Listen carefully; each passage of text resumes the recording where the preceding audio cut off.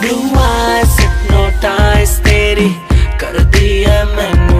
প্রায় 9 বছর আগের ঘটনা। ব্লু আইস খ্যাত হানি সিং তখন বলিউডের উঠতি র্যাপার। সেই সুবাদে তিনি মার্কিন যুক্তরাষ্ট্রে অনুষ্ঠান করতে যান শাহরুখ খানের সাথে। সে সময় কিং খান নাকি হোটেল রুমে ঢুকে চওড়াও হন হানি সিংয়ের ওপর। খবরে এসেছিল হানি সিংকে শাহরুখ খান এত জোরে চড় মারেন যে আহত হয়ে যান গায়ক হানি সিং। তার কপাল ফেটে নাকি রক্ত ঝরছিল।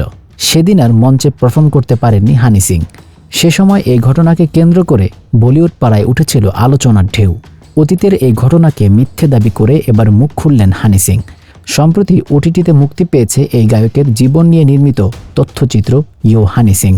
তথ্যচিত্রটিতে গায়ক বলেন, শিকাগোর শেখ অনুষ্ঠানে যাওয়ার কোনো ইচ্ছাই আমার ছিল না।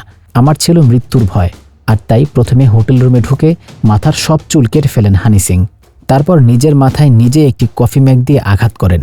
তারপর রক্তাক্ত অবস্থায় তাকে হোটেলের রুম থেকে উদ্ধার করার পর সিদ্ধান্ত নেওয়া হয় শাহরুখ খানকে নির্দোষ দাবি করা। তারপর এই বিষয়গুলি স্পষ্ট করেছেন হানি সিং নিজেই। তিনি বলেন, শাহরুখ খান কখনোই তার গায়ে হাত তোলেননি। তাদের মধ্যে নাকি দাদা ভাইয়ের সম্পর্ক।